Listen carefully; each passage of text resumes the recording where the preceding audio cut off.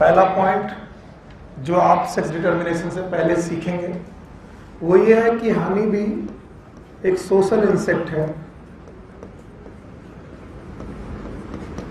Social insect वो होते हैं जो अपना एक पूरा का पूरा कुनबा अपने साथ लेकर के चलते हैं, जिनमें मेल फीमेल और ग्रुप बनाकर रहते हैं। जैसे मधुमक्खी के छत्ते में 3 तरीके की मधुमक्खियां रहती हैं। एक आपको मालूम है, इसमें रानी मक्खी है, इसे बोलते हैं क्वीन, ठीक है। एक इसमें वर्कर है,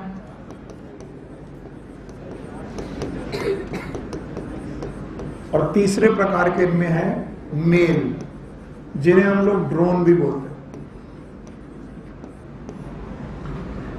एक और बात आपको याद रखना पड़ेगा, क्वीन जो है यहां पर उसका सेक्स है फीमेल,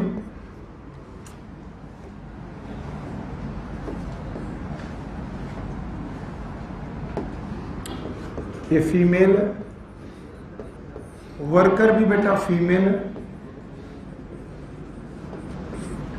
और ड्रोन जो है मेल है, और आपको मालूम है ये मेल हैप्लॉइड है। वर्कर हो या क्वीन हो, दोनों के दोनों डिप्लॉइड है। ये भी 2n है और ये भी 2n है। ये इनकी प्लॉइडी आपको आनी चाहिए। तो अभी तक आपने सेक्स डिटर्मिनेशन में एक्स क्रोमोसोम का रोल देखा और वाई क्रोमोसोम का रोल देखा। हनी बी में एक्स और वाई क्रोमोसोम का रोल नहीं है सेक्स डिटर्मिनेशन में।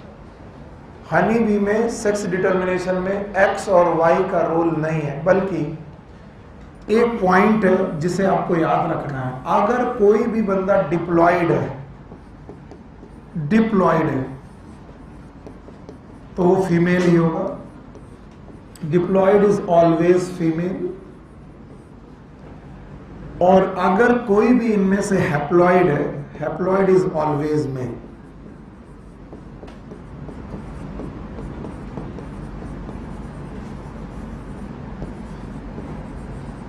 तो आप लोग ये रूल समझ के रखिए। अब पुराना याद करते हैं। ग्रास हॉपर में एक्स क्रोमोसोम था, ये डिसाइड करता था कि कौन मेल होगा और कौन फीमेल। याद है? एक्स क्या था? फीमेल, और एक्स वो क्या था? वहां वाई क्रोमोसोम नहीं था। ड्रोसोफिला आया, वहां पर एक्स वाई। ह्यूमन आए एक्स वाई। पक्का?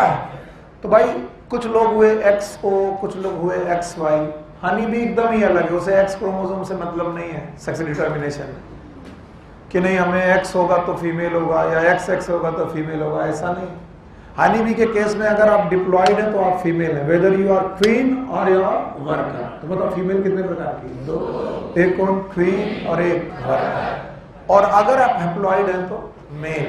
और इस तरीके के सेक्स डिटर्मिनेशन को बोलते हैं haplodiploid sex determination. Haplodiploid sex determination.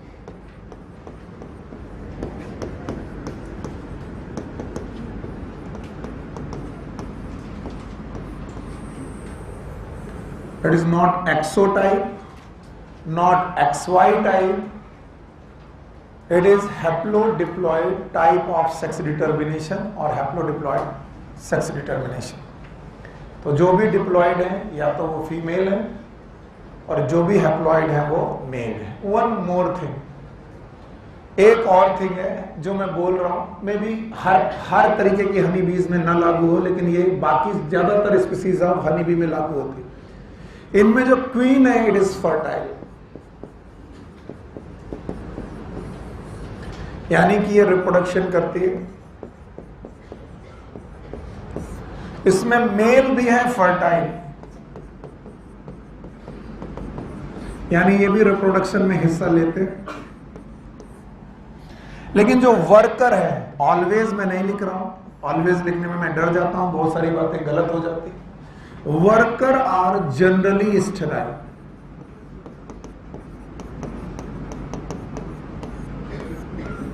Always और जनरली। अब बताओ कौन है जो रिप्रोडक्शन में हिस्सा नहीं लेंगे? वर्कर। ऑलवेज की जनरली? जनरली। ले रहे हो अलग बात है, जनरली ये हिस्सा नहीं लेंगे।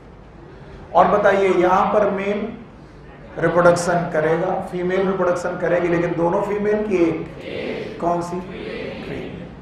और इसलिए पूरी कॉलोनी, ध्यान से सुनो, पूरी कॉलोनी में जितने भी इंडिविजुअल हैं उनको पैदा करने में एक बंदे का रोल है, बोलो कौन? क्वीन। और इसीलिए पूरी कॉलोनी में क्वीन बहुत ही ज्यादा इंपॉर्टेंट हो जाती है। इसलिए ड्रोन, वर्कर सब मिलकर के किसकी रक्षा करते हैं? क्वीन। क्योंकि क्वीन सबकी मदर है, चाहे वो वर्कर हो चाहे वो मेल हो।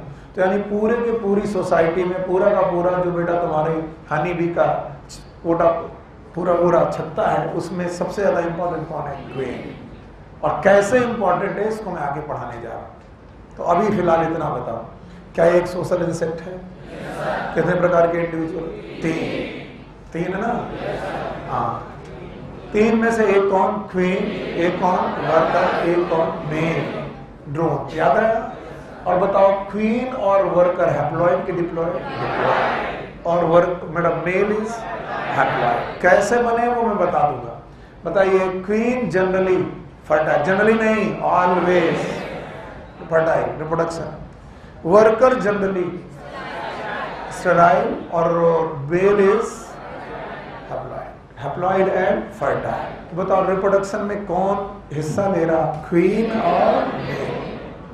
तो बताओ पूरी छत्ते में जितने भी इंडिविजुअल हैं उनको पैदा करने में किसका रोल? क्वीन का। You got it? आइए देखते हैं कैसे होता है, क्या करते हैं। तो जो फीमेल है, क्वीन है, ये फीमेल, इसके पास डिप्लॉइड सेट ऑफ क्रोमोसोम है और उनका नंबर है 16 पेयर। और ये बड़ी आसानी से समझ में आ जाता है, 32 क्रोमोसोम। 16 पेयर का मतलब 32 पेयर ऑफ क्रोमोसोम। तो 32 क्रोमोसोम वाली फीमेल मियोसिस करके गैमीट बनाती है, और जब वो मियोसिस करके गैमीट बनाती है तो 2 गैमीट बनते हैं, दोनों गैमीट हैप्लॉइड होंगे। 4 बनेंगे तब भी वो दोनों हैप्लॉइड ही होंगे, यानी 16 क्रोमोसोम का एक बेटा गैमीट बनेगा, दूसरे 16 क्रोमोसोम का दूसरा गैमीट बनेगा। तो बताइए माइटोसिस हुई कि मियोसिस? ठीक ऐसा ही है हमारे पास मेल चूंकि हैप्लॉइड है और इसलिए हम जानते हैं यहाँ पेयर क्रोमोसोम नहीं है, 16 क्रोमोसोम है। पेयर की अनपेयर, और इसीलिए मेल गैमीट बनाते वक्त माइटोसिस करेगा। मियोसिस की माइटोसिस। तो पहले ये बैरियर तोड़िए कि गैमीट बनाते वक्त हमेशा मियोसिस होती है, बात हमेशा सही। कुछ लोग गैमीट बनाने में मियोसिस करते हैं और कुछ लोग माइटोसिस। मियोसिस में क्रोमोसोम का नंबर हाफ और बेटा माइटोसिस में क्रोमोसोम का नंबर सेम। तो मेल जिनके पास 16 क्रोमोसोम है उन्होंने 16 क्रोमोसोम का गैमीट बनाया। अब आपका टाइम है गैमीट का नाम लिखने का। बताइए फीमेल के गैमीट का नाम है स्पर्म की ओवा। तो बताओ ओवा मिले जिनमें 16 क्रोमोसोम है और स्पर्म भी मिले जिनमें कितने क्रोमोसोम है? 16। अब देखिएगा ये कैसे आपस में फ्यूज होता है। ओवा और स्पर्म अगर फ्यूज हो जाए, ओवा और स्पर्म अगर फ्यूज हो जाए तो बनेगा जाइगोट, और जाइगोट बनते ही यहाँ पर 2n कंडीशन आ जाएगी, और 2n कंडीशन आ गई तो ये 2n कंडीशन बनाएगी एम्ब्रियो, और एम्ब्रियो बनते ही बेटा यहाँ पर इंडिविजुअल बनेगा। मैं डन हूं कि ये डिप्लॉइड है तो मेल की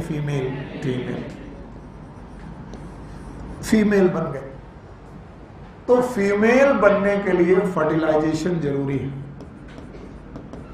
और भाई साहब मैं जो पूछ रहा हूं बताइएगा, फर्टिलाइजेशन होना ये गारंटी है कि ये रिप्रोडक्शन यूनिपेरेंटल है कि बायपेरेंटल? यानी ये बायपेरेंटल होना ये किस बात की गारंटी है? सेक्सुअल रिप्रोडक्शन की। ये सेक्सुअल, हाँ सेक्सुअल। और सेक्सुअल रिप्रोडक्शन हो रहा तो इसमें एक लोग इन्वॉल्व कि 2 लोग? एक कौन? फीमेल और एक कौन? मेल। तो फीमेल और मेल अगर दोनों किसी रिप्रोडक्शन में इन्वॉल्व है तो उससे पैदा होने वाला हमेशा मेल होगा कि फीमेल होगा? फीमेल। नहीं है?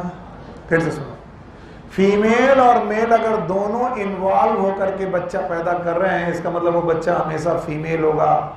लेकिन दूसरे प्रकार के गैमीट भी फीमेल के पास है, ये भी ओवा ही है, और ये बिना फर्टिलाइजेशन के एम्ब्रियो बना रहे। और बिना फर्टिलाइजेशन के एम्ब्रियो बन रहा है और ये एम्ब्रियो आगे चल के ऑर्गेनिज्म बना रहा है। इस तरीके के रिप्रोडक्शन को मैंने बहुत पहले आपको पढ़ा दिया था। What it is known as इसको मैंने आपको पढ़ाया था पार्थिनोजेनेसिस। बताइए what is parthenogenesis? Formation of embryo from female gamete, male gamete की फीमेल गैमेट, और फीमेल गैमेट से बनने वाला प्रोसेस का नाम पार्थिनोजेनेसिस। यानी यूनिपेरेंटल की बायपेरेंटल? यूनिपेरेंटल। अगर यूनिपेरेंटल है तो टाइप ऑफ सेक्सुअल के एसेक्सुअल, और ये एक प्रकार का एसेक्सुअल रिप्रोडक्शन है जिसका नाम है पार्थिनोजेनेसिस, और जिससे ऑर्गेनिज्म बनेगा हमेशा मेल की फीमेल। अब चलो इस नजरिए से देखते हैं, मेल बनाने में फीमेल इन्वॉल्व है? फीमेल बनाने में भी फीमेल इन्वॉल्व है? यस और नो? लेकिन मेल बनाने में मेल इन्वॉल्व नहीं है। मेल को पैदा करने में मेल इन्वॉल्व नहीं है। फिर से सुनो, फीमेल को पैदा करने में फीमेल इन्वॉल्व है, मेल इन्वॉल्व है। यस और नो? मेल को पैदा करने में फीमेल इन्वॉल्व है। यस और नो? लेकिन इस मेल को पैदा करने में मेल इन्वॉल्व, तो हर मेल बच्चे की मम्मा तो होंगी, पापा नहीं है। हर मेल बच्चे की, हर मेल बच्चे की मम्मा तो है, पापा नहीं। What it means? क्योंकि वो किससे पैदा हुई है? पार्थिनोजेनेसिस से। तो हर मेल को पैदा करने में फीमेल का इन्वॉल्वमेंट है, और फीमेल को पैदा करने में फीमेल का इन्वॉल्वमेंट है। यस, लेकिन फीमेल को पैदा करने में किसका इन्वॉल्व है? मेल का। इनका है। तो याद रखना, मेल को पैदा करने में फीमेल का इन्वॉल्व तो है, मेल का इन्वॉल्व नहीं है। तो हर पैदा होते हुए मेल बच्चे की क्या है? माँ, पापा नहीं है। याद रहेगा? नहीं आया? आ गया? अगर इतनी बात आ गई तो मैं आगे की कहानी पढ़ा दूंगा, उसमें कोई डाउट नहीं, वो मैं सिखा दूंगा। बताइए, जितने भी फर्टिलाइज एग होंगे, कैसे वो क्या पैदा करेंगे, और जितने भी अनफर्टिलाइज एग होंगे, पार्थिनोजेनेसिस क्या होती है? याद रहेगी? What is parthenogenesis? Formation of embryo from female gamete without fertilization. Yes और no? It is known as parthenogenesis. तो मेल पैदा करना फर्टिलाइजेशन से हुआ कि पार्थिनोजेनेसिस? और पार्थिनोजेनेसिस से होने पर एक लोग इन्वॉल्व कि दो लोग? एक लोग। यूनिपेरेंटल की बायपेरेंटल? इसलिए इनकी बच्चों की लड़कों के पापा होंगे कि नहीं होंगे? नाना होंगे। वो तो मैं सिखाऊंगा ही तुम्हें, और वो तुम कहीं ना कहीं से सीख के आए हो, तभी तुम बोल रहे हो ऐसा। मैं एनसीईआरटी की लाइन सिखा रहा हूँ, तुमको आता है, तुम अच्छी बात है, तुम अपना शांत रहो। बाकी जिनको नहीं आता उनको भी आ जाएगा। एनसीईआरटी की लाइन में लिखा है कि they have grandfather and grandson but not the father and son. वो बात की कहानी है, पहले इतना देख लो। हटा दे इसे, हटा दिया। बताओ, इस तरीके के सेक्स डिटर्मिनेशन का नाम है एक्सओ की एक्स वाई, एक्सओ की एक्स वाई। शांत रहो। इस टाइप के सेक्स डिटर्मिनेशन का नाम एक्सओ की एक्स वाई, एक्सओ। क्या कर रहे हो भैया 15 मिनट से? कहाँ हो? अरे ये एक्सओ नहीं, एक्स वाई है। एक्स वाई भी नहीं है? अच्छा, पापा भी हैं इसलिए एक्स वाई है। हाँ। इस टाइप ऑफ सेक्स डिटर्मिनेशन का नाम बताओ क्या? It is not XO, it is not X Y, it is haplodiploid type of sex determination. नहीं, हर पार्थिनोजेनेसिस में ऐसा नहीं होता, क्योंकि मैं पार्थिनोजेनेसिस 3 प्रकार की पढ़ाऊंगा, एम्फीटोपी, टोकी, अरिनोटोकी, थैलीटोकी। तो अभी वो पार्थिनोजेनेसिस के टाइप पढ़ना आपकी किस्मत में नहीं है। बैठो, इन्होंने कहाँ से क्वेश्चन बनाया जानते हो? इन्होंने कभी पार्थिनोजेनेसिस पढ़ा है? पार्थिनोजेनेसिस के 3-4 एग्जाम्पल हैं। सम लेजार्ड, रोटीवर, हनी बी और टर्की। तो तुमने टर्की क्यों नहीं पूछा? बात वही नहीं है, because parthenogenesis are of many type, 3 type, thelytoky, arrhenotoky, amphitoky. अभी टोकी का it's a good question but I will discuss separately, so फिलहाल तो नहीं। हाँ भाई बैठो, क्या फर्क पड़ता है, बैठे हैं, पैसा दिया है तो बैठे, कोई रोक नहीं सकता। चाहे आए चाहे ना, एक्स हो कि एक्स वाई, ना तो एक्स हो ना तो एक्स वाई, फिर कौन सा हैप्लो डिप्लॉइड। अरे अपराजिता जी अचानक कैसे रास्ता भूल गए, कहाँ रहे बेटा,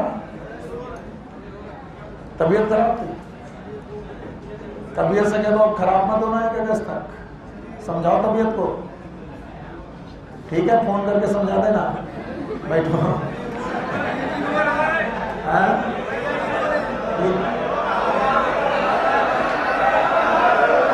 देखो एक बात तो तुम ये कर लो कि जब मैं कभी किसी गर्ल स्टूडेंट को उठाऊं उसके बाद ये हो हा करोगे तो पटक के मारेंगे तुमको। अब तुम उठो राजन, तुमको हर बात में टांग क्यों लगानी होती, हर बात में क्या है।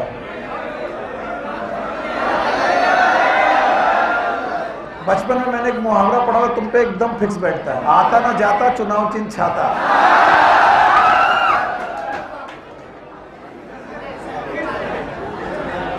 एक और पढ़ा था, अकल नहीं है धेले की ढिलिया लगाओ खेले की। अब तुम्हें लग रहा होगा कि मेरी परवरिश कैसी है, हम तुमसे अलग नहीं है, इसलिए हमें बदतमीज मत होने दो, हम हुए तो तुम संभाल नहीं पाओगे।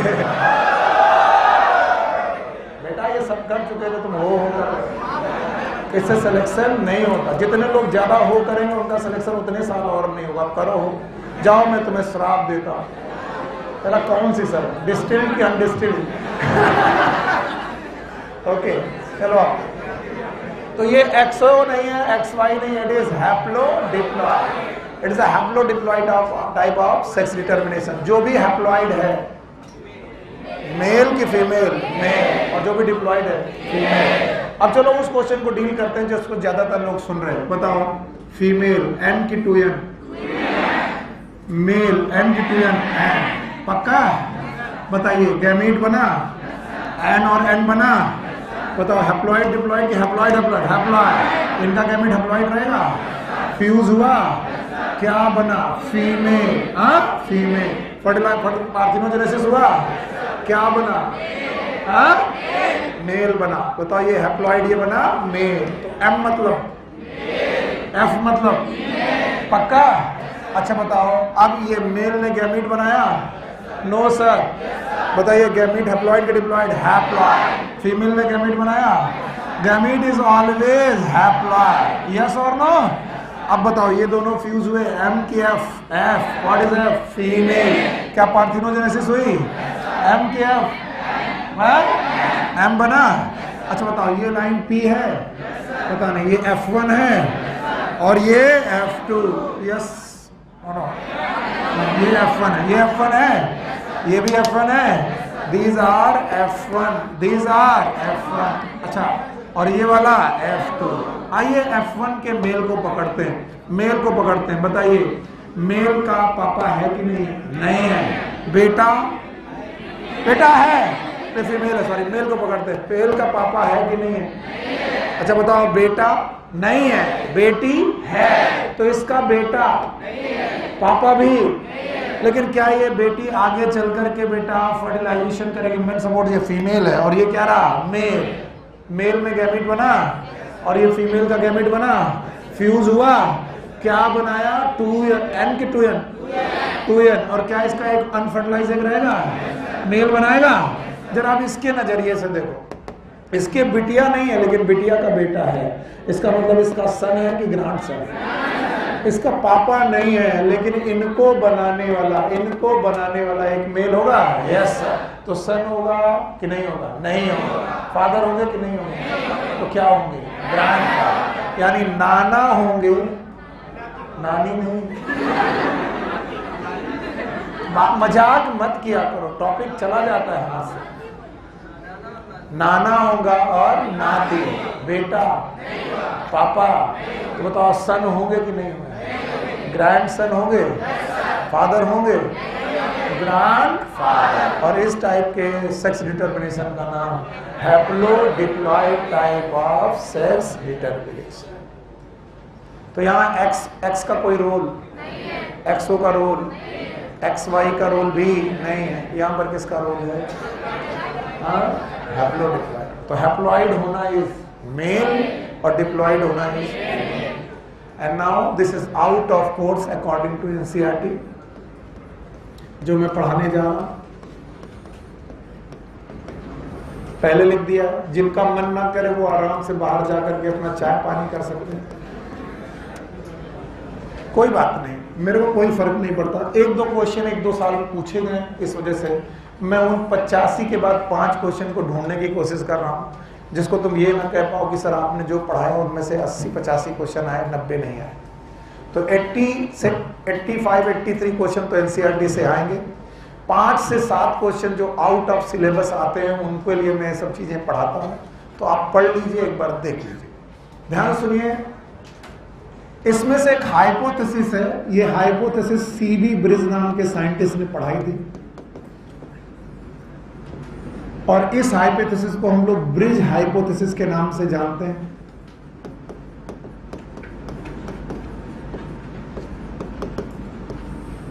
It is also known as genic balance hypothesis, genic balance hypothesis of sex determination.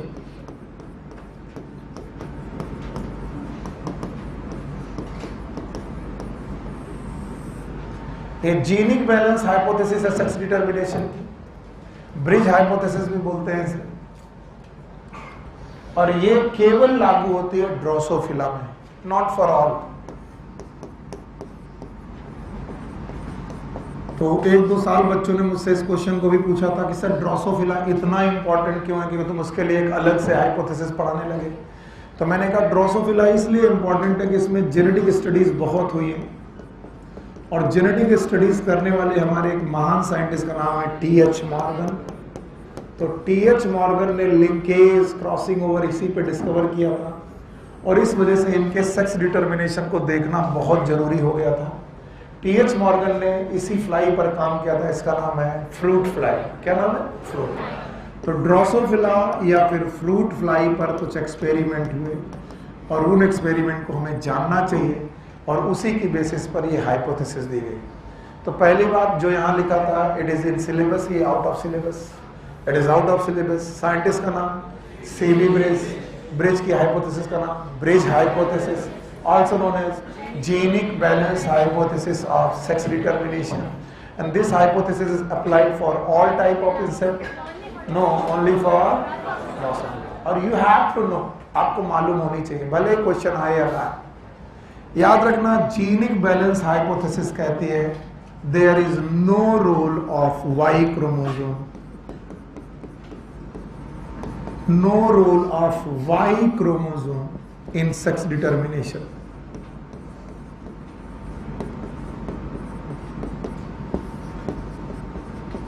और 2-3 सालों में मैंने जब से पढ़ाई है, इसका एक ड्रॉबैक भी है, वो ड्रॉबैक मैं बोल दे रहा हूं। मैं पढ़ाता ड्रोसोफिला के लिए हूं, और बंदा क्वेश्चन जब लेके आता है तो ह्यूमन के लिए लेके आता है।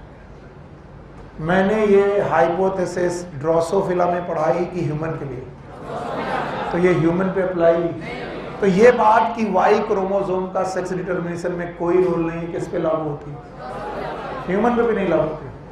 ह्यूमन पे ये बात लागू नहीं होती। ह्यूमन पे वाई क्रोमोसोम का बड़ा रोल है, उसके लिए मैं सबके सामने बोल रहा हूं, ह्यूमन में वाई क्रोमोसोम का बहुत बड़ा रोल है। याद रखना, ड्रोसोफिला में वाई क्रोमोसोम का रोल नहीं है। तो फिर किसका रोल है? बोलते हैं इसमें रोल है रेशियो ऑफ X/A। X/A का रेशियो मायने रखता है। अब कई बार लोग पूछते हैं व्हाट इज X, यहां पर X is number of X chromosome. X यहाँ पर नंबर ऑफ एक्स क्रोमोसोम, यानी क्रोमोसोम कितने प्रेजेंट है उनको काउंट करना पड़ेगा। और यहाँ पर ए का मतलब है ऑटोसोम, पर ऑटोसोम का नंबर नहीं लिखना बल्कि set of autosome.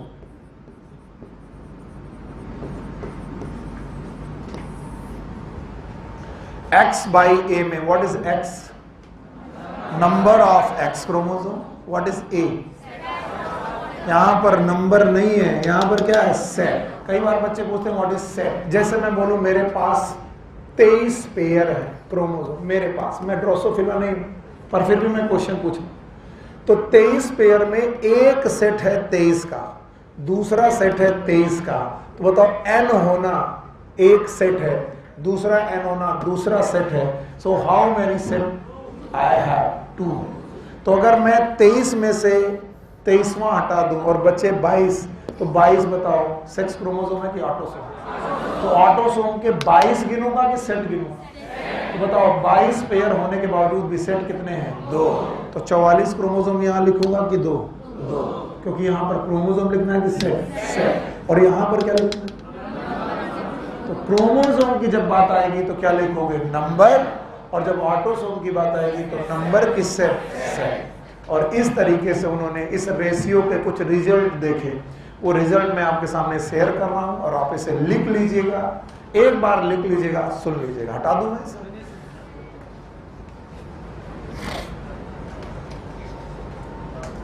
Scientists and C.V. Bridges hypothesis is known as Bridges hypothesis, also known as genic balance hypothesis for sex determination. And this hypothesis described for Drosophila, और Drosophila में Y chromosome का role नहीं बताया गया और बोला गया कि वाई क्रोमोसोम का कुछ रोल नहीं है सेक्स डिटर्मिनेशन में, और बोला गया कि जो भी रोल है वो एक्स का अकेले नहीं है, एक्स क्रोमोसोम और ऑटोसोम के रेशियो का है। केवल एक्स का है कि ऑटोसोम? ऑटोसोम और एक्स। जहां पर एक्स बाई ए का रेशियो लिखते वक्त ध्यान क्या रखना है? एक्स लिखें तो सेट ऑफ एक्स लिखें कि बेटा नंबर, और जब ए लिखें सेट ऑफ ऑटोसोम। हटा दें? Yes, thank you very much. आगे देखिए, अगर मान लीजिए कहीं पर आपको एक्स एक्स लिखा हुआ मिल जाए और साथ में बोला जाए कि ऑटोसोम का एक नहीं 2 सेट है, तो ये 2 सेट ऑटोसोम के साथ एक्स एक्स है। अगर मैं कुछ ना पढ़ाता और आपको कंफ्यूज ना करता तो बोलता ड्रोसोफिला अगर एक्स एक्स है तो मेल है कि फीमेल? आप क्या जवाब देते? हाँ, पहले नॉर्मल चीज पढ़ो, नहीं तो एबनॉर्मल पढ़ते वक्त दिमाग होगा। अगर एक्स एक्स होता तो मेल की फीमेल? और अगर मैं बोलता एक्स वाई, इतना तो जानते हो। अभी मैं इनको अलग से सिखाने की कोशिश कर रहा हूं। मैंने कहा कि we have the 2 set of the autosome along with X X, so you please focus upon X X. आपको मालूम है ये फीमेल है, आप प्रूव करते हैं कैसे फीमेल है। ध्यान से देखिएगा, once more, it is a that is autosome plus X X, 2 X है। लिखते वक्त हम लिखेंगे 2x upon 2 set of the autosome. Value आएगी 1। जब भी x बाई ए की वैल्यू 1 आए, ए है फीमेल, ये फीमेल है। इस डाटा को लिख लीजिए, जब भी x बाई ए की वैल्यू 1 आए, ये हमेशा फीमेल होगी। It is always female. चलिए दूसरा आपको बता रहा हूं, 2 सेट ऑफ ऑटोसोम के साथ एक्स वाई है। अब ये भी आपके लिए नॉर्मल है। अब आप इसमें एक्स का नंबर देखिए, कितना एक्स है? 1, और ऑटोसोम के सेट 2, तो यहां पर आएगा 1/2, वैल्यू आएगी 0.5, और जब भी 0.5 वैल्यू आ जाए आप इसे मेल लिखिए, इट इज मेल। ओके। अगर कहीं पर भी 3 ऑटोसोम के सेट के साथ एक्स वाई आ जाए,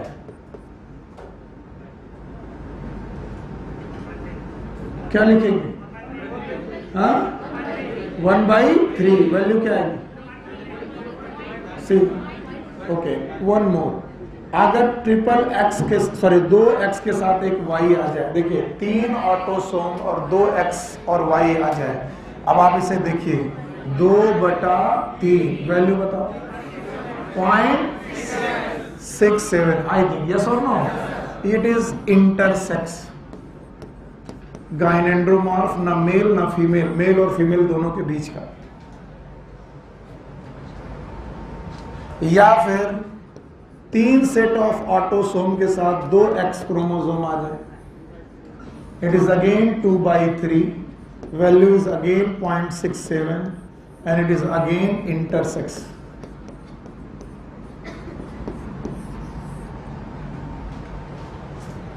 अब जो लोग बुद्धिमान होंगे वो समझ जाएंगे कि 0.5 होना मेल है और 1 होना फीमेल है। आधा वैल्यू 0.5 वैल्यू है मेल है, 1 वैल्यू है फीमेल है। बीच की सारी वैल्यू बीच के लोगों को बनाती है। जो वैल्यू बीच की है वो बीच वालों को बनाएगी। That is known as intersex. 0.67 intersex. पूछो उनसे।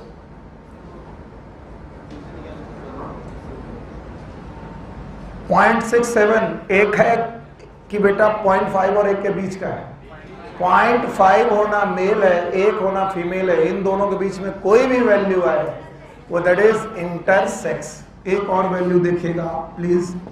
यहां पर ए के साथ यस वैल्यू आ रही x x and x. 3 x chromosome आए हैं। अब जब 3 एक्स क्रोमोसोम आएंगे तो 3/2 लिखेंगे आप। वैल्यू आएगी 1.5। याद रखना 1 से ज्यादा कोई भी वैल्यू आए it is super female. Super female. 1 से ऊपर गए तो सुपर फीमेल। और यहां पर तीसरी कंडीशन जो मैंने थोड़ी देर पहले आपके साथ डिस्कस की थी, फिर से डिस्कस कर रहा हूं। 3 ए हैं, साथ में x और y है। वैल्यू आएगी 1/3 जिसकी वैल्यू आएगी 0.33 आई थिंक यही आएगी। और अगर 0.5 से कोई भी कम चीज आ रही है इट इज सुपर मेल। अब तुम्हें याद क्या करना है? ये तुम कुछ याद नहीं कर पाओगे, आज नहीं कल भूलोगे। जो सबसे ज्यादा इंपॉर्टेंट वैल्यूज हैं ये, बस अगर ये याद करके तो कभी रट्टा नहीं मानोगे। 1 है तो फीमेल, 0.5 है तो बीच का है तो बीच का, और 0.5 से कम है तो मेल कैरेक्टर बढ़ेगा। कम होना मेल कैरेक्टर और ज्यादा होना फीमेल। तो 1 से ज्यादा गए तो सुपर फीमेल और 0.5 से कम आए तो सुपर मेल, और 0.5 और 1 के बीच में कुछ भी आया intersex. And this is your class work. करो इसे, इस क्वेश्चन का जवाब दो। क्या होगा ये पता नहीं। हाँ कैसे? 1/2 कितना आया? 0.5। अब बताओ यही ग्रॉस हॉपर होता तो भी क्या होता? मेल। और यहां पर भी क्या है? मेल। तुम्हें लगेगा एक्सोटाइप मानी जा रही है। एक्सोटाइप नहीं, क्योंकि ये मेल स्टेराइल होगा। क्या होगा? स्टेराइल। मेल होगा लेकिन क्या होगा? स्टेराइल। ये फर्टाइल स्टेराइल नहीं बताते, ये केवल मेल होना बताते हैं। 0.5 हुए तो मेल, 1 हुए तो बीच में हुए तो बीच के, 1 से ज्यादा तो सुपर फीमेल और 0.5 से कम तो super male. And this is a Bridges hypothesis described by C.B. Brace and it is also known as genic balance hypothesis। Zeeshan Ayub Khan, वहां पर बातें नहीं होनी चाहिए।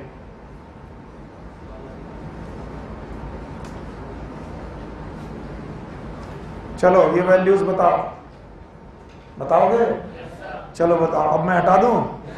तुमको 2 वैल्यूज अपने दिमाग में रखनी है, सारी नहीं, सारी रखोगे सब भूलोगे। एक कौन? 0.5 और एक अठन्नी और 1 रुपया। रुपया हो तो, अठन्नी हो तो, और अठन्नी और रुपया के बीच में हो तो रुपया से ज्यादा और अठन्नी से कम। तो अगर कोई चवन्नी है तो सुपर। और 1.5 रुपया, 12 आना इंटरसेक्स। पता नहीं क्यों तुम पंसारी वाली लैंग्वेज में आसानी से समझ जाते। चवन्नी, अठन्नी, रुपया तो 12 आने नहीं समझते? 75 पैसा इट इज नोन एज 12 आना। व्हाट इज 16 आना? अब अबे ये भी कॉन्सेप्ट नहीं समझ, 25 पैसा बना 4 आना, तो दूसरा 25 पैसा 4 आना, और तीसरा 25 पैसा 4 आना, 4 4 8 4 12, तो 12 आना मतलब 75 रुपये पैसा नहीं आया। अरे यार कुछ भी नहीं आया। अच्छा बताओ 16 आना, और मुहावरा नहीं सुना कि भाई साहब आपने 16 आने, एक सच्ची बात कही। व्हाट इज 16 आने सच्ची? 1 रुपया, नंबर 1 बार। नहीं समझ में आया? अच्छा ये मतलब होता है, आज समझ में आया। बेटा देखो हर एक बात में कॉन्सेप्ट है, अगर तुम सीखना चाहो तो। हटा दें हम, बताओ bridge hypothesis for human Drosophila. और थोड़ी देर बैठ करके सोचो कि तुमको सेक्स डिटर्मिनेशन में मैंने 7 बातें बताई हैं, और अगर तुम सीख गए तो मैं काउंट कराता हूं। पहला हैंकिन, एक्स की एक्सो ड्रोसोफिला, एक्स वाई मेल, फिर मेल वाला सेक्स डिटर्मिनेशन और एक्सप्लेन किया था। इसके बाद 5वां पॉइंट वर्ड्स पढ़ाया था, जेड जेड जेड, और आज आकर के 2 चीजें पढ़ाई, हानि भी और ब्रिज हाइपोथेसिस। तो सेक्स डिटर्मिनेशन वाला टॉपिक इतना आसान नहीं है। कुछ लोग मुझसे बोल रहे बड़ा स्लो पढ़ा रहे हो। स्लो नहीं पढ़ा रहे, सब कुछ पढ़ाने की कोशिश कर रहे हैं, इसलिए आपको स्लो लग रहा है। तो याद रखना 7 बातें अगर आपको मालूम होती हैं तो आपको सही समझ में आता है। इसलिए जो लोग भी कहते हैं सेक्स डिटर्मिनेशन का मतलब XX और XY, वो बेवकूफ़ है, क्योंकि सेक्स डिटर्मिनेशन इस दुनिया में सबसे खतरनाक चीज़ है। कई तरीके से डिटरमाइन किया जा सकता है, यस और नो। और अगर प्लांट में घुस गए तो तुम्हारी हालत खराब हो जाएगी। क्यों मार्केंसिया डाइसियस है और क्यों फ्यूनेरिया मोनोइसियस है, ये पता लगाते लगाते कई लोगों ने अपनी PhD पूरी कर ली। क्या पूरी कर ली? तो सेक्स डिटर्मिनेशन इन एनिमल को मैंने पढ़ा दिया, प्लांट में पढ़ना थोड़ा और मुश्किल है। खैर, इसके बाद हमारा छोटा सा टॉपिक है known as mutation.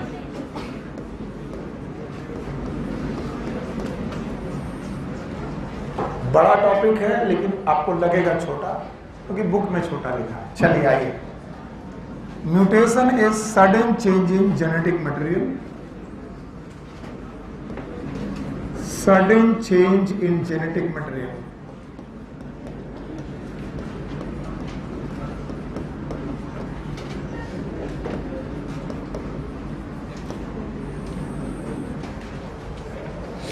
Can be inheritable, जिसे इनहेरिट किया जा सकता है, पर हर म्यूटेशन इनहेरिट किया जाए ये जरूरी नहीं।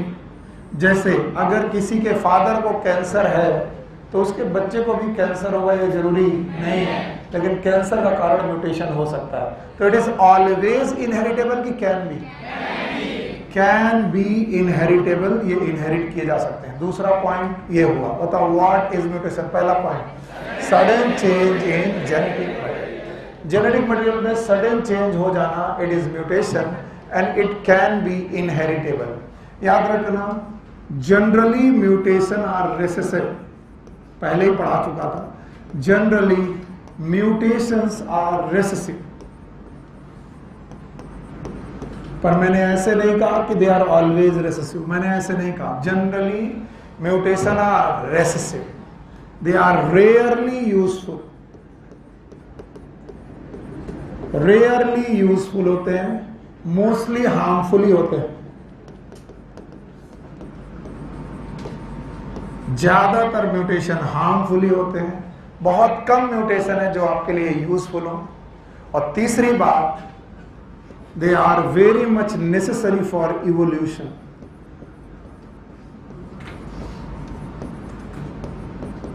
अगर आप चाहते हैं कि आपकी स्पीसीज का इवोल्यूशन हो तो म्यूटेशन होने ही पड़ेंगे।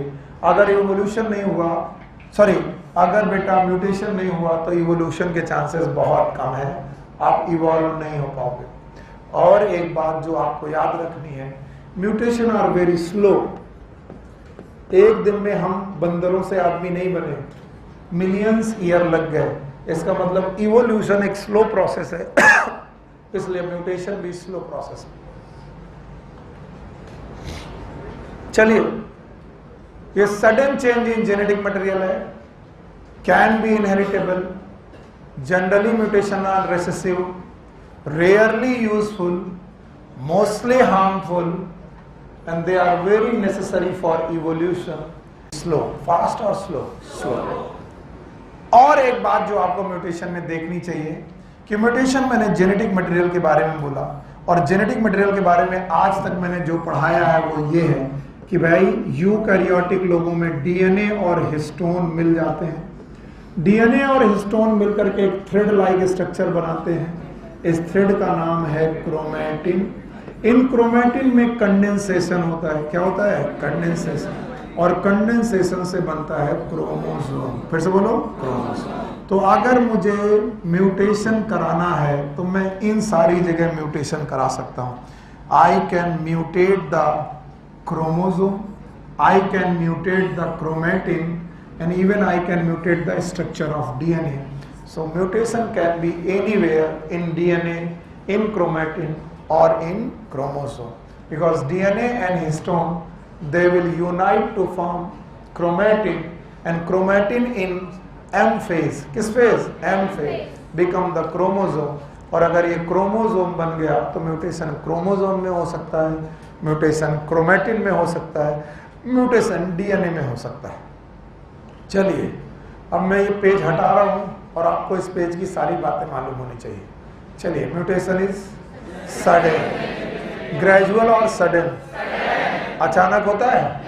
Sudden change in genetic material like DNA, chromatin, chromosome. It can be inherited. Generally mutation are recessive, rarely useful, mostly necessary for. क्या ये इवोल्यूशन के लिए जरूरी है? फास्ट है कि स्लो है? अच्छा, अब मैं बता रहा हूं म्यूटेशन कहीं भी हो सकता है। कहां कहां हो सकता है? डीएनए। कहां हो सकता है? क्रोमैटिन। और कहां? तो ये कहां हो रहे हैं उस बेसिस पर म्यूटेशन दो प्रकार का। Mutation are of two type. One is known as chromosomal mutation.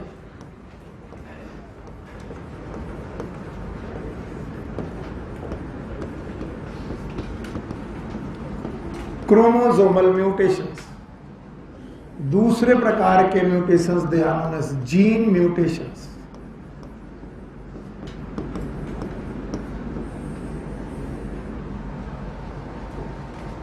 So mutation are of two types. One is known as chromosomal mutation, another one is known as gene mutation. So first of all, you please remind, या फिर कोशिश करिए याद करने की कि chromosome क्या होता है।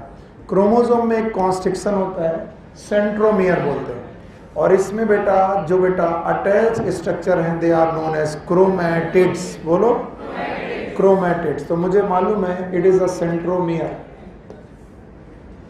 और ये है क्रोमैटिड्स। और कोई मुझसे पूछे क्रोमैटिड किसके बने हैं तो मैं बोलूंगा अल्टीमेटली ये डीएनए और हिस्टोन प्रोटीन के बने। तो बोलते हैं क्रोमोसोम के म्यूटेशन का मतलब क्या है? क्रोमोसोम के म्यूटेशन का मतलब है या तो क्रोमोसोम के स्ट्रक्चर में चेंज आ जाए, mutation due to change in structure, यानी कोई क्रोमोसोम स्ट्रक्चर वाइज बदल जाए, या फिर mutation due to change in number.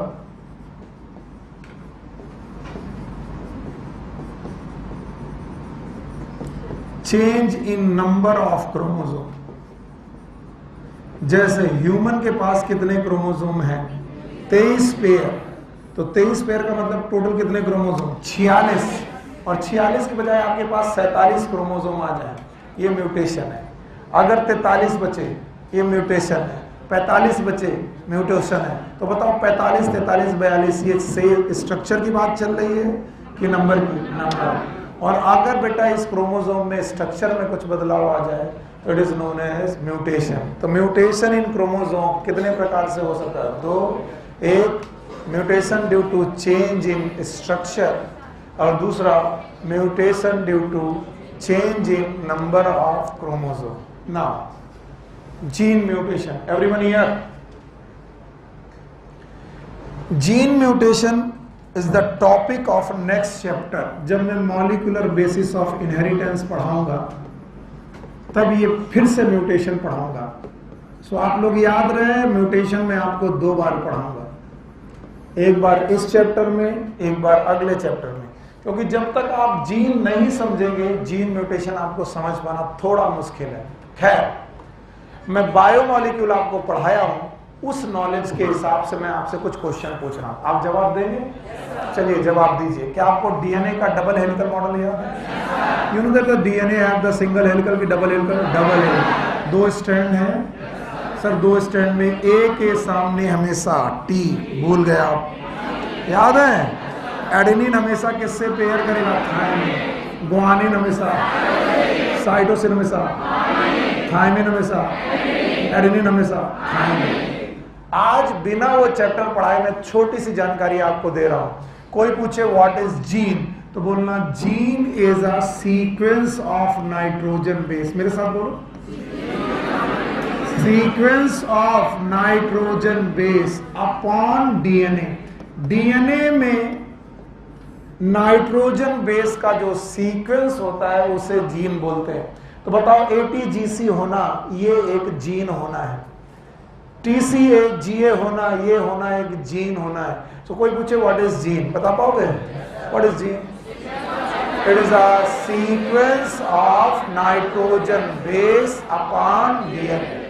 तो भाई थोड़ी आइडिया ले लो, क्योंकि थोड़ी बातें यहां लिखी। अब बोलते हैं एक नाइट्रोजन बेस को तुमने चेंज कर दिया, तो बताओ पूरा नाइट्रोजन बेस चेंज हुआ कि पॉइंट?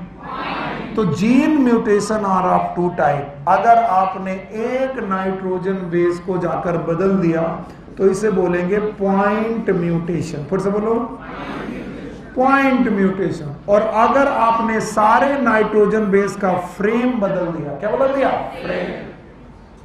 फ्रेम का मतलब है यहां पर एक नाइट्रोजन बेस बदला कि सारे? सारे।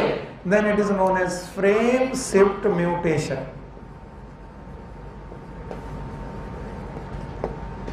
अब वो क्या है उसका टोटल मैं डिस्क्रिप्शन अगले चैप्टर में पढ़ाऊंगा। अभी तो पढ़ा पाना मुश्किल है, क्योंकि अभी जीन ही आपको सही ढंग से मालूम नहीं है। तो बताओ जीन म्यूटेशन कितने प्रकार के? 2। एक कौन? पॉइंट म्यूटेशन, दूसरे कौन? फ्रेम से। पहले बताओ what is gene? Gene is a sequence of nitrogen base upon DNA. तो डीएनए में नाइट्रोजन बेस के सीक्वेंस को हम लोग बोलते हैं जीन। अब बेटा किसी एक नाइट्रोजन बेस को तुमने चेंज कर दिया तो पूरा जीन चेंज हुआ कि उसका पॉइंट? उसका पॉइंट चेंज हुआ था, पॉइंट म्यूटेशन। और अगर पूरे जीन के नाइट्रोजन बेस का सीक्वेंस बदल दिया तो एक चेंज हुआ कि पूरा frame? And that is known as frame shift mutation. Point mutation के एग्जांपल हैं सिकल सेल अनीमिया, ये इसी जगह पर लिखा हुआ मिलेगा तो आपको आना चाहिए। It is known as sickle cell anaemia. और फ्रेम शिफ्ट म्यूटेशन का एग्जांपल है थैलेसीमिया, जो मैं अभी आपको थोड़ी देर बाद पढ़ाऊंगा। तो one is known as sickle cell anaemia, another one is known as thalassaemia. So gene mutation इस चैप्टर का टॉपिक नहीं है, तो फिर इस चैप्टर के टॉपिक में क्या क्या है? It is chromosomal mutation. So I am going to give you detail of the chromosomal mutation. Okay okay, that guy with the cap, इसे खड़ा करो, खड़े। कैप के साथ तुम ही हो बेटा, ब्लैक कैप, यस, खड़े। तुमको मैंने बहुत बार बोला तुम पीछे से बैठ जाओ, बैठ जाओ। बहुत बार बोला कि वैसे तो मैं ध्यान ना दूं, लेकिन जब बदतमीजी होती तो मेरी आंखें वहां पहुंची जाती हैं, और तुम इस बात को सीरियसली लिए नहीं। Now tell me what is mutation and all the point. आगे आओ।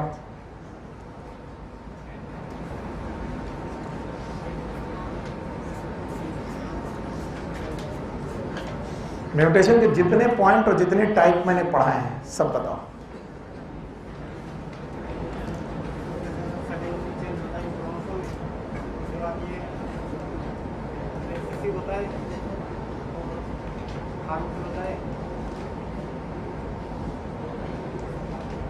क्या नाम है आपका? अब वहां पर जितनी देर बैठना, बहुत सतर्क होकर बैठना और अगल बगल वाले से बोलो कि हमसे बदतमीजी मत करना, ठीक है? जाओ।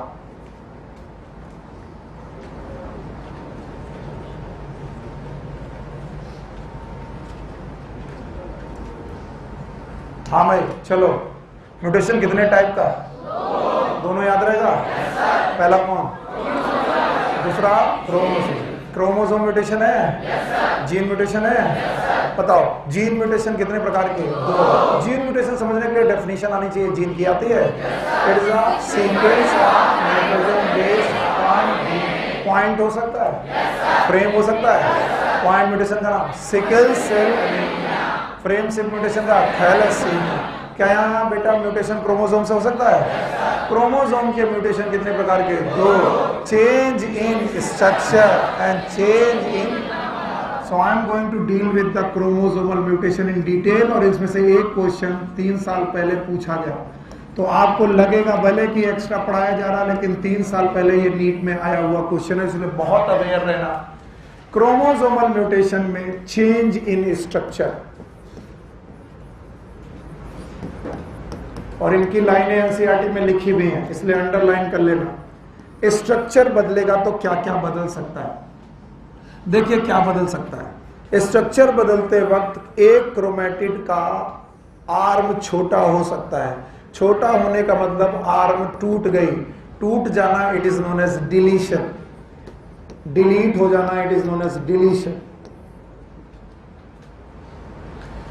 यूं भी हो सकता है कि क्रोमोसोम नॉर्मल था और उस नॉर्मल क्रोमोसोम में किसी दूसरे क्रोमोसोम का या खुद के क्रोमोसोम का एक पार्ट आकर ऐड हो गया, it is known as addition.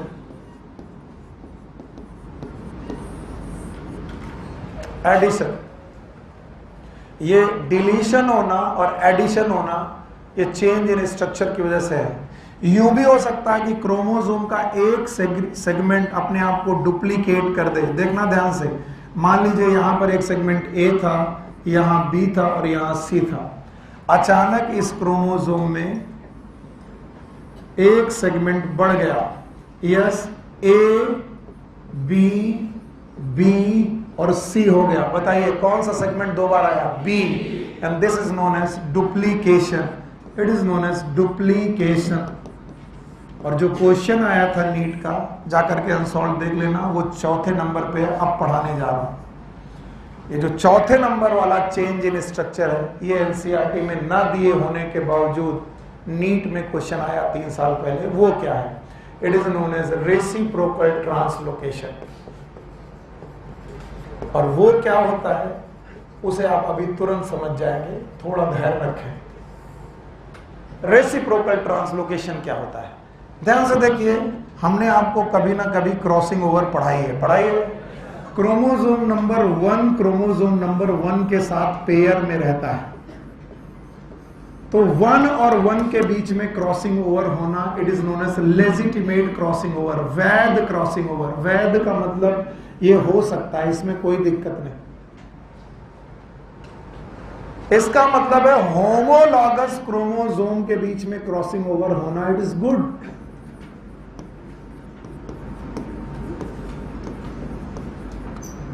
Crossing over होना इट्स नॉट बैड, ये तो कोई बात नहीं, ये तो होता ही रहता है, ये तो म्यूटेशन नहीं कहलाता। लेकिन मान लीजिए कि क्रोमोसोम नंबर 1 क्रोमोसोम नंबर 5 के साथ क्रॉसिंग ओवर कर ले, 1 के साथ 1 करे, कोई दिक्कत नहीं। क्रोमोसोम नंबर 1 क्रोमोसोम नंबर 5 के साथ क्रॉसिंग ओवर कर ले। अब जो मैं पूछूं बताओ, मेरा समझ में आ जाएगा। बताओ ये होमोलॉगस की नॉन होमोलॉगस? ये नॉन होमोलॉगस, ये एक दूसरे के लिए, ये एक दूसरे के लिए, ये एक दूसरे के लिए। अगर ये दोनों आपस में क्रॉसिंग ओवर कर ले, बताओ ये लेजिटिमेट कि illegitimate? Illegitimate. It is known as अवैध क्रॉसिंग ओवर। इलेजिटिमेट का मतलब होता है अवैध। ये क्रॉसिंग ओवर ठीक नहीं है। और ऐसी क्रॉसिंग ओवर से जब genetic material 2 different non homologous chromosome के साथ जेनेटिक मटेरियल चेंज होगा, नॉन होमोलॉगस क्रोमोसोम के बीच में जेनेटिक मटेरियल चेंज होगा, and this is known as reciprocal translocation. और जिसे तुम अभी हल्का समझ रहे हो, अगर तुम MBBS कर गए तो तुम्हारी जिंदगी में ऐसे क्रोमोसोम की स्टडी बहुत ज़्यादा है। इनमें से जब क्रोमोसोम नंबर 9 और 22 आपस में रेसिप्रोकल ट्रांसलोकेशन करते हैं तो एक कंडीशन पैदा होती है, it is known as Philadelphia chromosome. और सौभाग्यशाली हो कि तुम ऐसे समय पे पैदा हुए हो जब वन नेशन वन एग्ज़ाम है, नहीं तो किसी ना किसी साल ये क्वेश्चन किसी ना किसी एग्ज़ाम में आ जाता था, या तो जिपमर में, या तो एम्स में, या तो BHU में, या तो AMU में। ऑल इंडिया में नहीं आता था क्योंकि all India basically NCERT follow करती थी। तो ये क्वेश्चन बहुत बार पूछा गया। गूगल कर लेना, घर जाके बहुत सारी चीज़ें गूगल करते हो कि जब 9वां क्रोमोसोम 22वें क्रोमोसोम के साथ रेसिप्रोकल ट्रांसलोकेशन करता है तो कौन सी बीमारी हो जाती है? बहुत सारे कैंसरस कंडीशन पैदा होते हैं, and this cancerous condition is known as Philadelphia chromosome. बोलो, so all the chromosome are the Philadelphia? No. When the 9 chromosome cross over with 22, this condition is known as Philadelphia chromosome. और याद रखना, मुझे डर है कि 3 साल पहले ये तो नहीं पूछा गया, इस नाम से नहीं पूछा गया, लेकिन इस नाम से पूछा गया कि व्हाट इज रेसिप्रोकल ट्रांसलोकेशन। तो मुझे डर है कि किसी ने क्वेश्चन पेपर देखकर क्वेश्चन पेपर बनाया तो वो पूछेगा रेसिप्रोकल ट्रांसलोकेशन का क्या एग्जाम्पल है, और हो सकता है उनमें से एक एग्जाम्पल क्या दिया हो, फिलाडेल्फिया। और तब अगर ऐसा हुआ तो आप सही कर देना। तो बताओ कितने तरीके से स्ट्रक्चर बदल सकता है? 4। चारों के तरीके बता पाओगे? पहला डिलीशन, एडिशन, डुप्लीकेशन। और अपनी NCERT में देखो कितने तरीके से लिखा है, लिखा होगा डिलीशन और इंसर्शन, लिखा है। तो इंसर्शन 2 प्रकार का हो सकता है, एक कौन सा? एडिशन, और एक डुप्लीकेशन। तो अंडरलाइन कर लो, ये पूरा आउट ऑफ द कोर्स नहीं है। तो क्रोमोसोम का स्ट्रक्चर डिलीट हो सकता है, क्रोमोसोम का स्ट्रक्चर इंसर्ट हो सकता है, और इंसर्ट हुआ तो 2 तरीके से इंसर्ट हो सकता है, एक कैसा? एडिशन, और एक कौन? डुप्लीकेशन। एंड तीसरा तरीका भी है, and that is known as reciprocal translocation. अभी तो आया नहीं, आया तो बताओ मैंने म्यूटेशन क्या पढ़ाया था?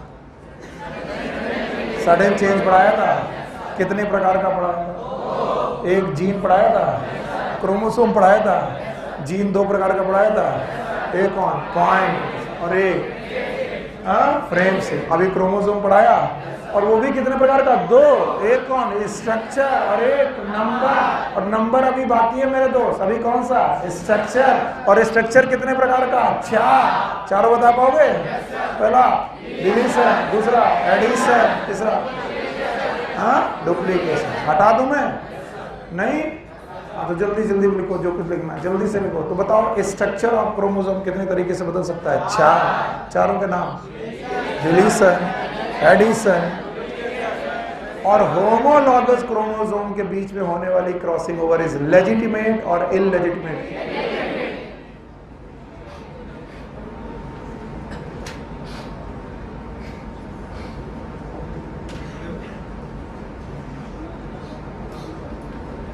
खड़े हो, तुम्हारे बगल में क्या बात हो रही? तुम लोगों ने कहा था कि सर यहां पर कोई बदतमीजी नहीं होने देंगे हम लोग जब तक बैठे हैं।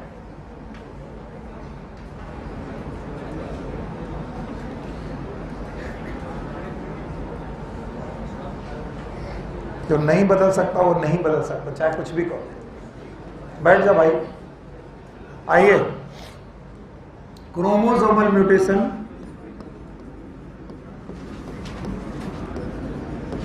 और ये कोर्स में है बहुत ज्यादा, इसलिए इनको बहुत ध्यान सुनना। Due to change in number, बहुत सारे सिंड्रोम इसी बेसिस पर मिलेंगे।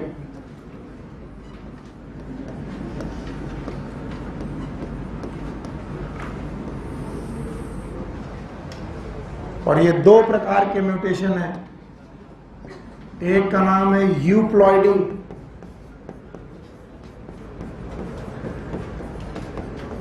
Also known as polyploidy,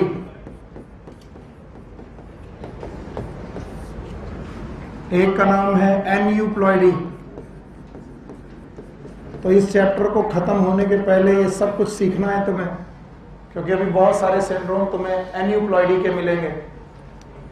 so one is known as euploidy, another one is known as aneuploidy. तो ये तो एबनॉर्मल चीजें हैं, पहले नॉर्मल चीजें समझो तो एबनॉर्मल चीजें अपने आप समझ में आ जाएंगी। हम सब अपने आप को अगर देखें तो हमारे पास 23 पेयर क्रोमोसोम है। 23 पेयर होना क्या है इसको पहले सीखें। 23 पेयर होने का मतलब है 23 क्रोमोसोम के 2 सेट, और जो हैप्लॉइड सेट है, एक सेट है, उसी को बोलते हैं जीनोम। तो पहले बताओ व्हाट इज जीनोम। 46 क्रोमोसोम होना जीनोम है कि 23? तो haploid cell of the chromosome it is known as genome. और जब जीनोम नहीं जानोगे तो ह्यूमन जीनोम प्रोजेक्ट कैसे जानोगे? What is genome? Haploid set of chromosome.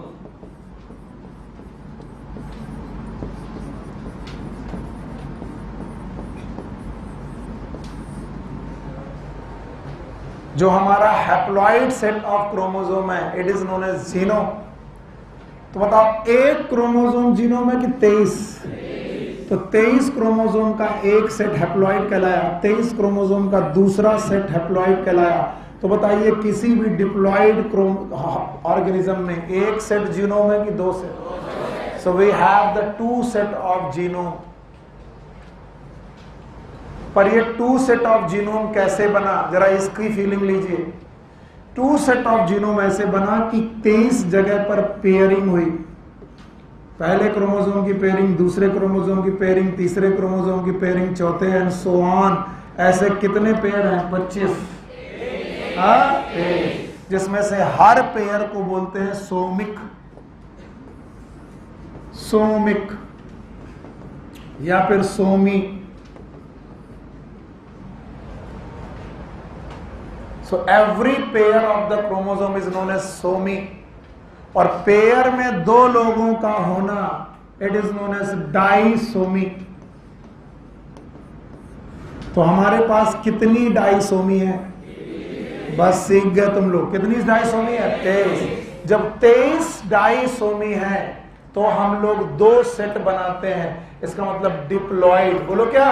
Diploid. तो कितनी जगह डाइसोमी?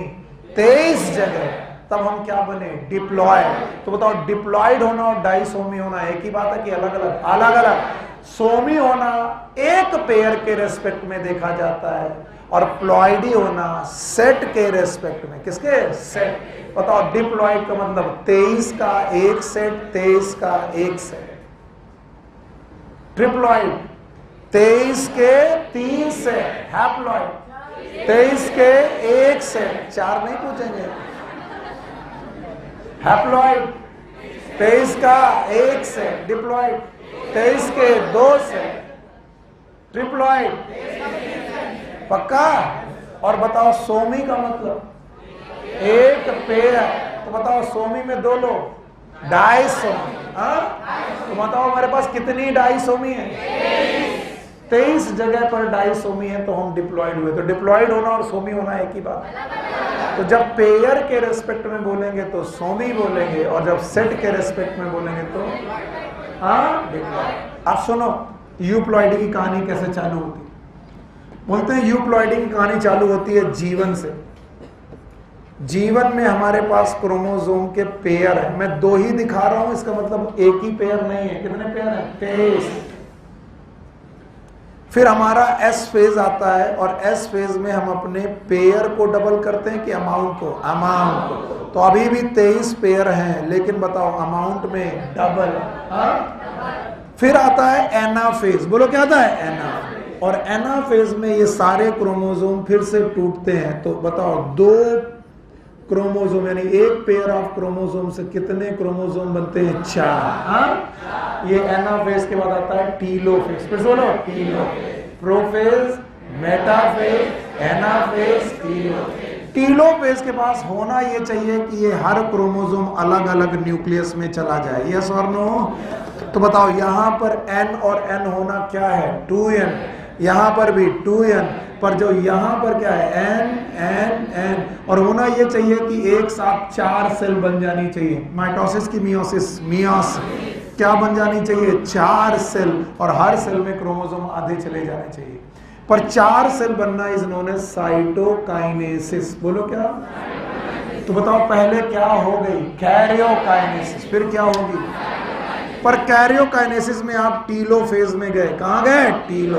और टीलोफेज में जाने के बाद आपके पास 4 क्रोमोसोम पैदा तो हुए, लेकिन चारों क्रोमोसोम एक ही सेल में रह गए। ये कब हो सकता है? कि टीलोफेज तो हुआ लेकिन क्या नहीं हुई? Cytokinesis. So it is a absence of cytokinesis after. ये तक एनसीईआरटी ने लिखा है, घर जाके अंडरलाइन करना। It is a absence of cytokinesis. फिर से बोलो, एब्सेंस ऑफ साइटोकाइनेसिस। एब्सेंस मतलब negative. After telophase will give you n कितने n? 4 है।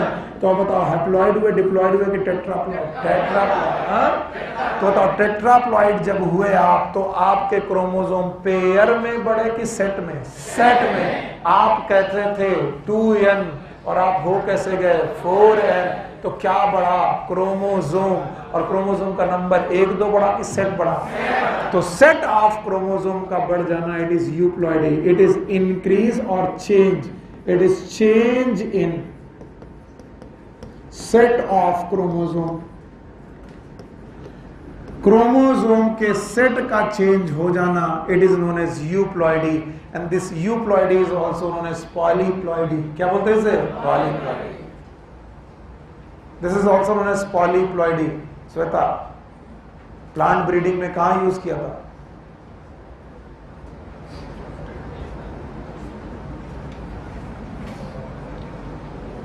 भूल गए सर? चैप्टर भूल गए सर? सिलेक्शन अगले साल लेंगे, इस साल तो लेंगे नहीं।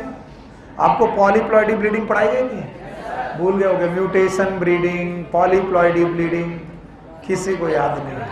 याद है? वहां पर सिखाया गया था selection of parent, selection of germ plasm, फिर जर्म प्लास्ट के बाद हाइब्रिड, फिर बताया गया था बच्चे पैदा हुए उनमें क्या होगा? सिलेक्शन, फिर उनकी टेस्टिंग, फिर टेस्टिंग करने के बाद उनकी मार्केटिंग।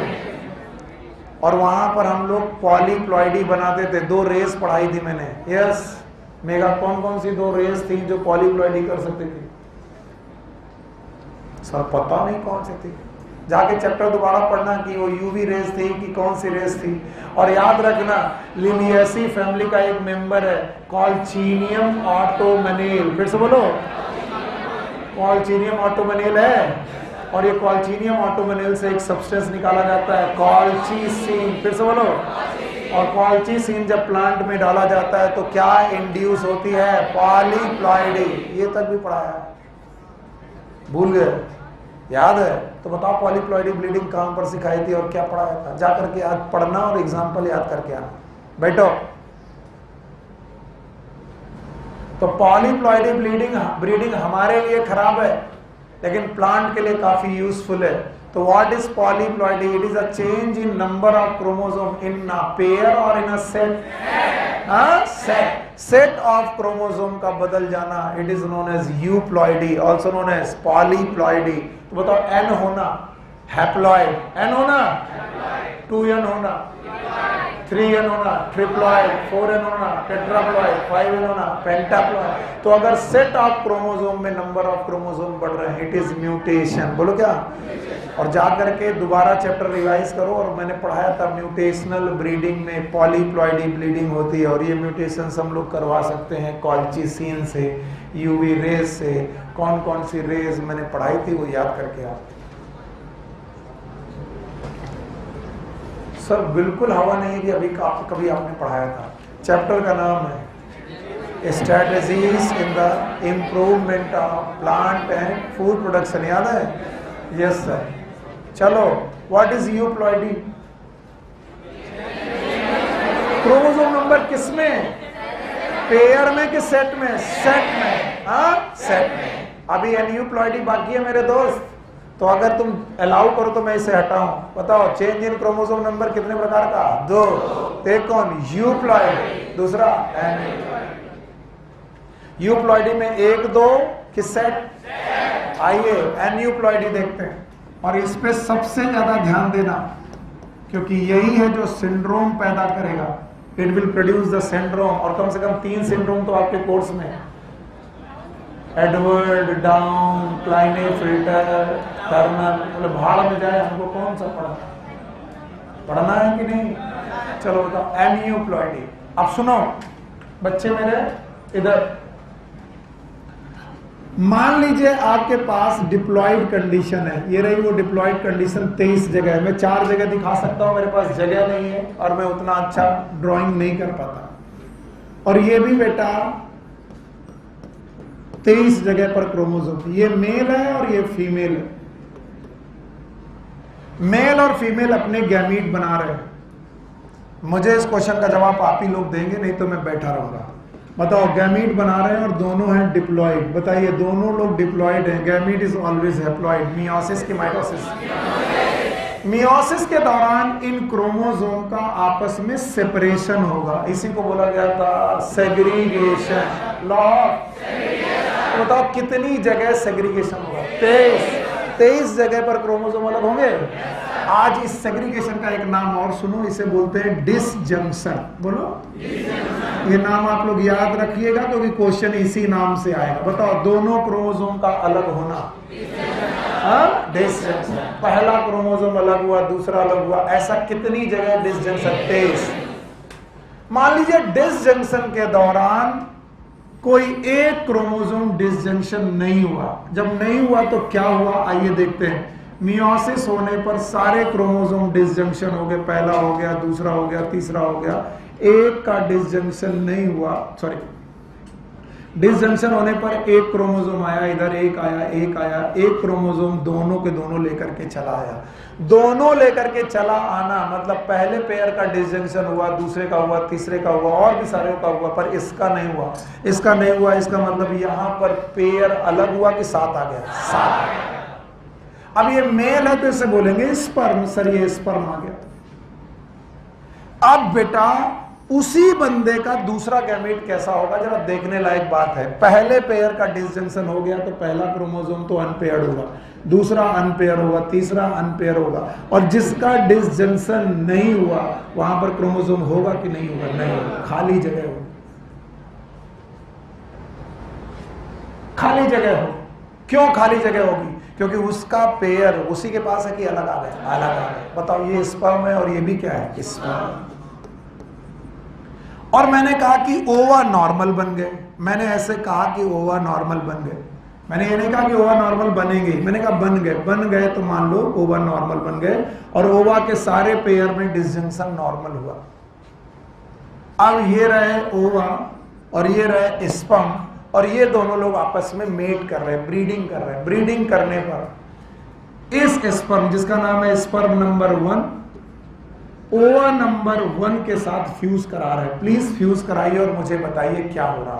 पहला क्रोमोसोम पेयर हुआ कि अनपेयर हुआ? दूसरा क्रोमोसोम पेयर, तीसरा क्रोमोसोम पेयर, चौथा वाला इसको इसके साथ देखो। बताइए वहां पर एक कॉपी आई कि 3? चौथा पेयर। अब बताओ, ये सोमी है? सोमी है? सोमी है? सोमी है? सोमी है। लेकिन इस सोमी में 2, इस सोमी में 2, तो बताओ ये मोनोसोमी की डाइसोमी, और इस सोमी में 3। नाम बताओ, ट्राइसोमी। यस और नो? यस। अगर ये ट्राइसोमी ना होती दोस्तों तो हर पेयर होता एक जैसा, और हर पेयर एक जैसा होता तो n होते कि 2n, तो हमारे पास पूरा सेट बढ़ गया है कि एक क्रोमोसोम, और इसीलिए हम इसे लिखेंगे 2n+1, and this 2n+ is known as trisomy. This is known as trisomy. Why it happens? क्योंकि नॉन डिसजंक्शन ऑफ क्रोमोसोम की वजह पर एक स्पर्म के साथ 2 क्रोमोसोम चले गए और एक नॉर्मल ओवा के साथ फ्यूज हो गए, तो बाकी सारी जगह पेयर बना और एक जगह 3 आ गए, और जहां 3 आ गए उस जगह पर ट्राइसोमी। तो ट्राइसोमी होना मतलब हर सेट में, पूरे सेट में एक पेयर में 3 होना। अच्छा, जरा अब इसको इसके साथ फ्यूज करके दिखाओ। Now this is going to fuse with this. चलो बताओ क्या हुआ होगा, बता पाओगे? सर कुछ नहीं हुआ, पता नहीं क्या हुआ। बोलो पहला पेयर हुआ, दूसरा पेयर हुआ, तीसरा भी पेयर हुआ, चौथे में एक आया और चौथे में पांचवे में पेयर हुआ। बताइए ये डाइसोमी की ट्राइसोमी? ये और ये वाला मोनोसोमी। तो ये 2n-1 कहलाएगा। क्या कहलाएगा? 2n-1 and this is known as monosomy. तो सोमी का मतलब पूरा सेट होना कि बेटा एक पेयर, हाँ एक पेयर। तो एक पेयर में दो लोग, डाइसोमी। एक पेयर में एक लोग, एक पेयर में तीन लोग, एक पेयर में चार लोग, हाँ टेट्रासोमी। तो मैं कुछ चीजें लिख रहा हूं और आप इन लिखी हुई चीजों को ध्यान दें। अगर आप ध्यान दे गए तो आपको आ गया।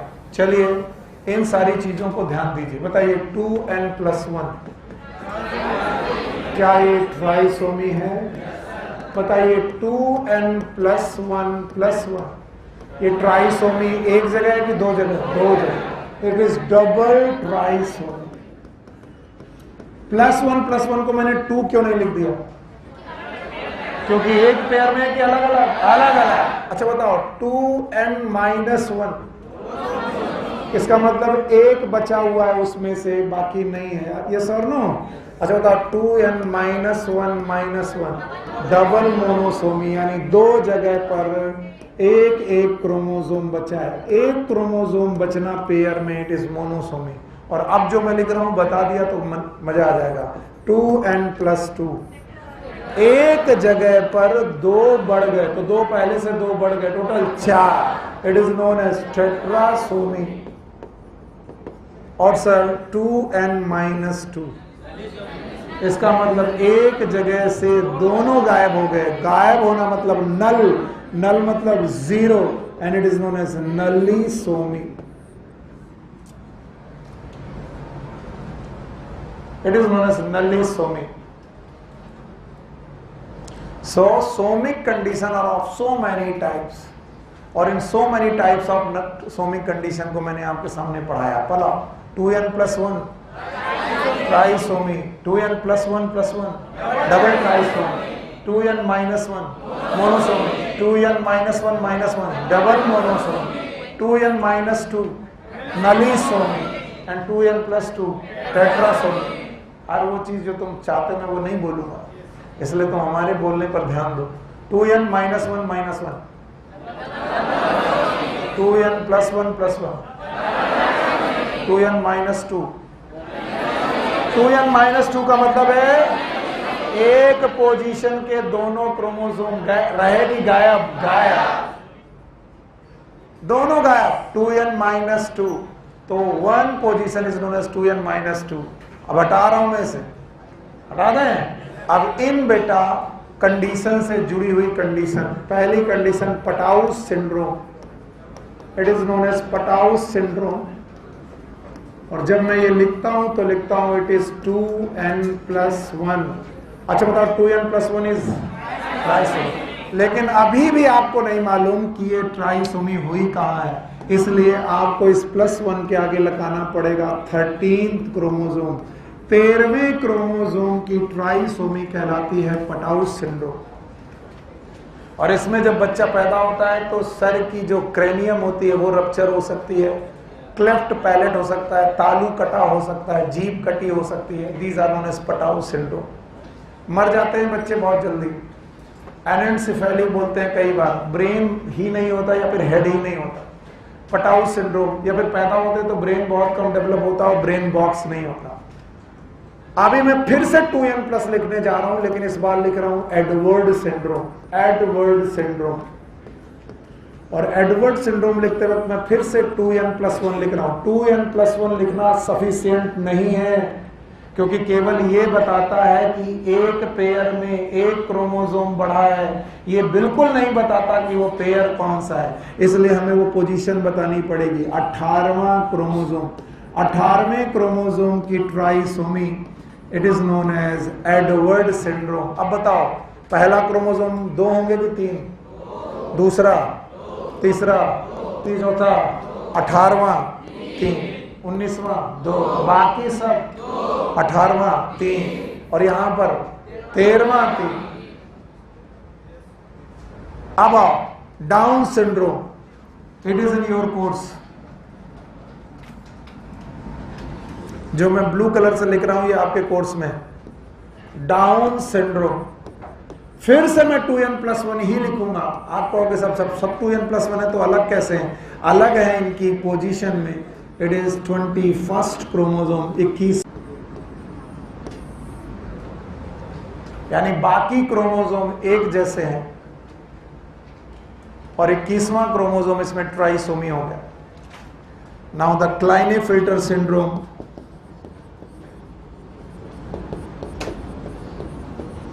and this Klinefelter syndrome, it is again 2n+1,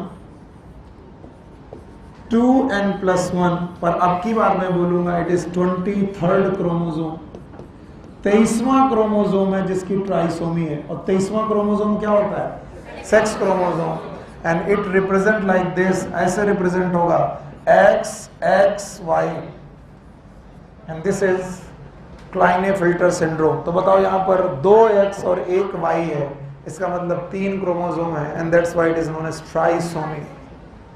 और एक और आपके कोर्स में है, आपको आना चाहिए, and this is known as Turner syndrome.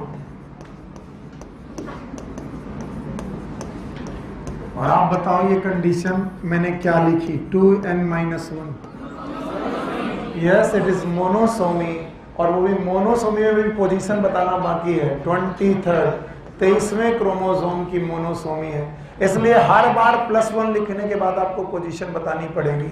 And it is XO, यानी एक क्रोमोसोम है दूसरा नहीं है।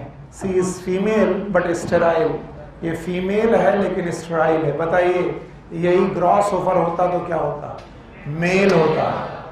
मेल, XO होना is mail for gross over, लेकिन ह्यूमन के लिए XO होना फीमेल है, और वो भी एक सिंड्रोम है। सिंड्रोम का नाम टर्नर सिंड्रोम। तो इन्हें आप हल्के में मत लीजिए, किसी भी तरीके से कोई भी बात इसे हल्के में मत लीजिए। 13वें क्रोमोसोम पटाउस सिंड्रोम, 18वें एडवर्ड, 21वें, अच्छा क्लाइनेफिल्टर 23, टर्नर 24। मुझे याद नहीं होता तो मैंने अपने जुगाड़ बनाए थे, मैं सिखा देता हूँ। 18 की स्पेलिंग ई से चालू होती है, एडवर्ड की स्पेलिंग ई से चालू होती है, तो 18वां और एडवर्ड मुझे ऐसे याद रह गया। डाउन में से 2 1 के नीचे आता है, यानी 2 is down to the 1, and that's why मुझे डाउन दिखते ही 2 और 1 साथ दिखते हैं, and that's why 2 1। It is nothing related with the down. Down एक वैज्ञानिक का नाम है, तो ऐसे मत समझ लेना डाउन का मतलब 21 होता है, ऐसा नहीं है। मेरे याद करने का जुगाड़ है 21वां। और 23वें क्रोमोसोम के 2 सिंड्रोम है, एक ट्राइसोमी और एक मोनोसोमी, वो याद ही रह जाते हैं। अभी तक जो कुछ था वो ट्राइसोमी था, अचानक बात टर्न हो गई, टर्न होकर के मोनोसोमी हो गई, and that's why it is known as Turner syndrome. जब तक मैं ट्राइसोमी करता रहा कोई बात नहीं, बात टर्न हुई और क्या हो गई? मोनोसोमी। तो मोनोसोमी इज टर्नर सिंड्रोम। और मुझे केवल 13वां याद करना पड़ता है, और ये अपने आप याद हो जाता है। इसका नाम ही ऐसा है, it is known as Patau's syndrome, 13वां क्रोमोसोम। बता पाओगे? और इसमें एक क्वेश्चन और कभी BHU या किसी एग्जाम ने पूछा है, मुझे श्योर नहीं है कौन सा एग्जाम, लेकिन पूछा है, and that is known as cri du chat syndrome.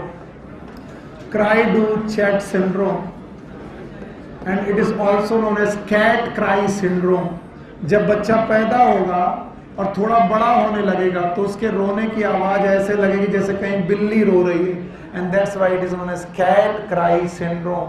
And it is nothing with trisomy, it will never, it is no relation with the trisomy, it is related with the deletion.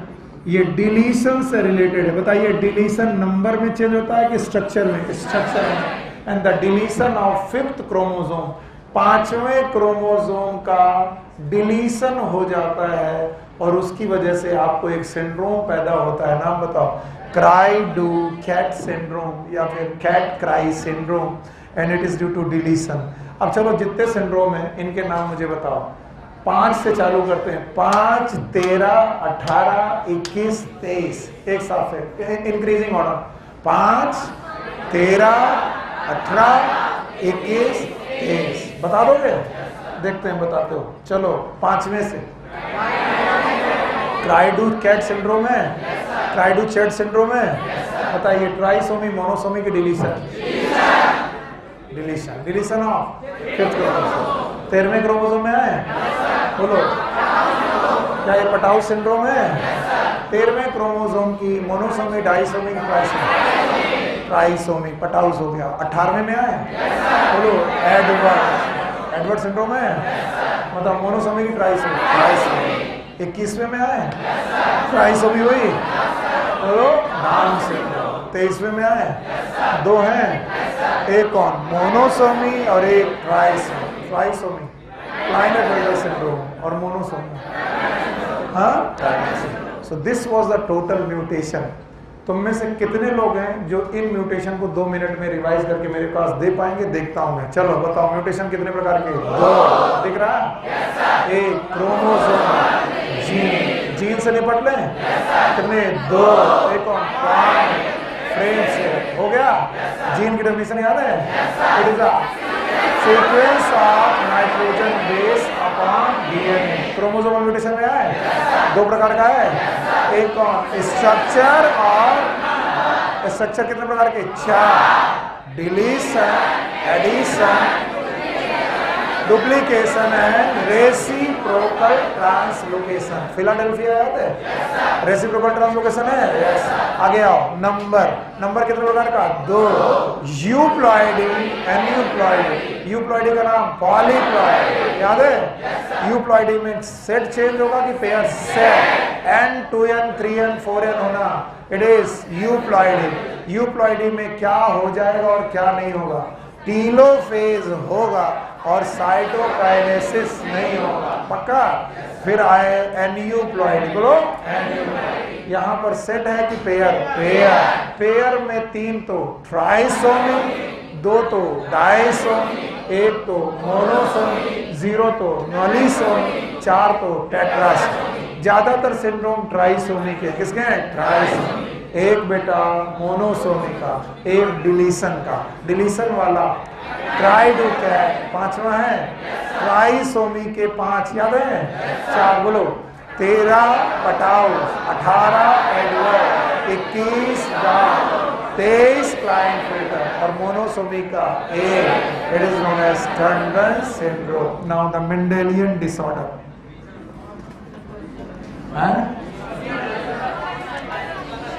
Seat लाओ।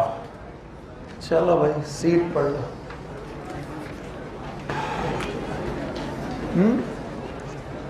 Seat मिली कैसे नहीं? तुम रही थी कहाँ?